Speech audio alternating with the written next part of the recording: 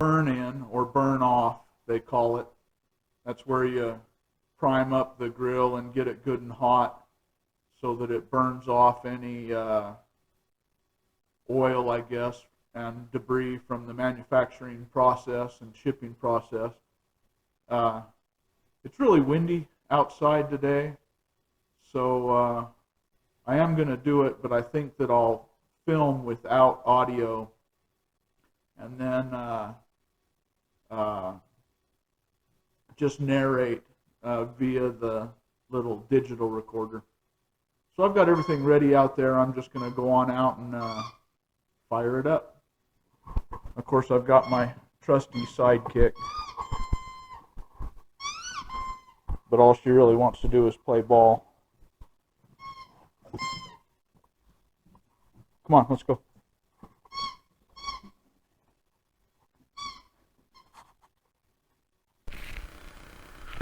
Okay, so this part I will narrate on my little digital audio recorder. So here we're heading outside, and Sage, the deputy, leading the way. Her real goal is to play ball, though. She's not there to help with the grill setup.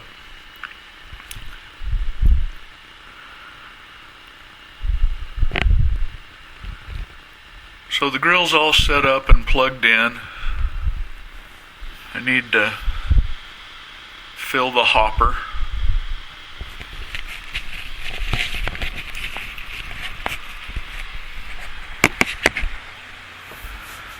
I'm going to be using the Pit Boss Competition blend of pellets. It's a blend of hickory, maple, and apple wood. And I understand what they do to make these pellets. They go around to all kinds of woodworking operations all across the country, and they gather up the sawdust and scrap from all these different types of wood, and then they press them into pellets, I guess through an extruder with pretty immense pressure, and that's bound to create a little heat too, and so the natural moisture and any oils in the wood help bind the pellets together, and then they're made to a fairly uniform size and shape, and they bag them up and, well, they blend them, and then they bag them up and send them to you. This particular blend's supposed to be really versatile and have a good combination of smokiness and tartness and sweetness, with the hickory for the smoke and the maple and apple for the sweetness and tartness. That's really just subtle flavors, but it sure smells good when you fire it up. Right now I'm taking the grates out of the grill, and even the vented cover plate, because I want to make sure that the heating probe and auger are working correctly. Basically, it's just a little steel cup a few inches in diameter, and the auger takes the pellets from the hopper into the fire pot, I guess you call it, that little cup. And the cup has a heating element in it, and it gets cherry red. It gets good and hot, and that's what starts your pellets on fire. And then depending on what you have your temperature set on, the electronics feed pellets into the fire and increase or decrease the fan, and try to achieve the desired temperature. So there's my deputy not helping too much. And I'm getting the hopper ready to fill with pellets. There's a prime button on the front of the unit that you're supposed to press and hold to feed, to make the auger go, to feed the pellets from the hopper into the cup, into the fire pot. That's what I'm doing now, is holding that prime button. And it actually takes quite a long time. The auger's really slow. It doesn't have to be fast because it just feeds at a certain rate to keep your temperature constant. But it was probably 6 or 8 minutes of holding that button in until the pellets got from the hopper into the fire pot.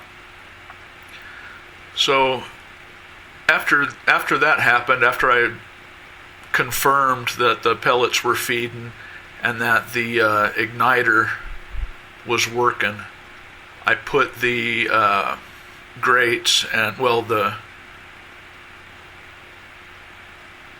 cover and the grates back into the unit. And then I took the temperature up pretty gradually. I think I started at like 225, something like that, maybe 250, and let the grill get to that temperature, and then I bumped it up to 300, 350, 400. And that all took a little while, for the temperature to increase to the next level. So that's the part that Sage enjoyed, because we got to play ball in between. The whole process, gradually taking the temperature up, probably took over half an hour, maybe 45 minutes. And then my goal was to hold it at its hottest temperature for 45 minutes or an hour, and really let the heat burn off any oils from the manufacturing and shipping process. You don't want those in your food. So that's the goal. Just get it good and hot, and hold it good and hot until I'm satisfied that all the crud is burned off. So like I say, this is Sage's favorite part. And so I'm just checking in on it once in a while. Actually, I still haven't set it to its hottest, because you can see the set temperature right there is 400. And as soon as it reaches that, I kick it up to high, which is only 500 degrees. That's a lot, 500 Fahrenheit. But there's basically 2 thermometers in it at this point. One of them is inside the barrel over by the hopper on the left side of the barrel, and that is what is shown on the display as actual. But then there's this thermometer which goes through the hood, goes through the lid, and it's measuring temperature as well, analog. And it was 100 degrees hotter. And of course that has to do with where in the barrel the thermometer is placed. And any thermometers are going to read a little bit different from each other. I wasn't expecting quite that much difference, but I'm sure that the actual temperature is somewhere between that. And then of course there's different, there's hotter places in the grill itself. So here I've got it set at 500, and the actual temperature, which is the left side thermometer, is showing 475. But the temperature through the lid is up around 600 already. And it topped out at about 625 or so when the actual temperature was reading about 510, and the temperature was set at maximum, which is 500.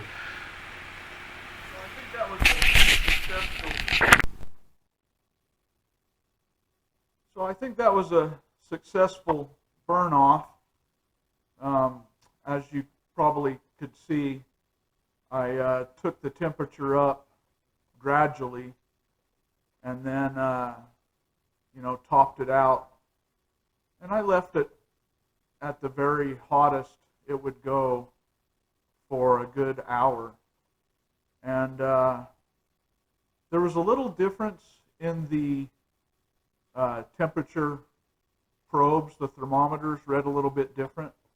You can only set it to 500 degrees Fahrenheit, and then the actual temperature, it got up to about 510. But then on the unit itself, the thermometer that goes through the lid of the grill, I was showing, over 600, maybe 625 Fahrenheit. So I think probably the average of those two temperatures, 510 and 625, is probably closer to the actual temperature of the grill. And then, of course, inside the grill, there are hotter zones. I'm sure right over there next to the chimney output, it's probably the hottest part of the grill. So I will experiment with it,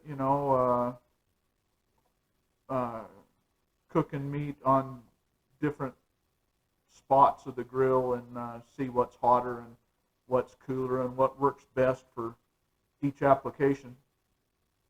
So anyway, thanks for tagging along, and I'll see you next time.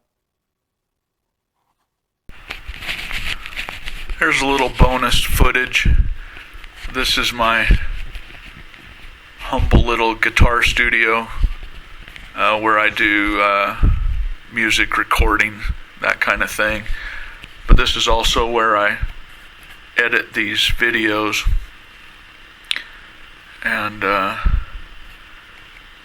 haven't put much artwork up yet. I'm going to make it a little more homey, put more artwork and things like that up on the walls. Just haven't done it yet. So this is where the magic happens, if there was any. Again, I appreciate you guys checking it out. I hope you got a little something out of the video. And thank you for stopping by.